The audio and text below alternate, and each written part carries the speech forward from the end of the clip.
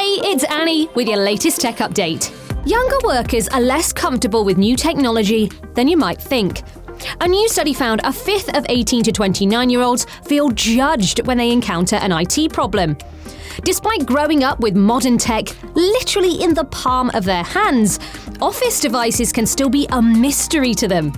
You see, many of today's first jobbers have only ever worked remotely, and some have never used standard office tools such as PCs or Word and Excel. They've missed out on the training and experience older colleagues take for granted, reducing their confidence when they have a tech problem. A little training across your whole team can help everyone and give a real confidence boost to younger workers, which could be a fantastic investment in productivity. We can help with this. Get in touch. That's your tech update. More next week.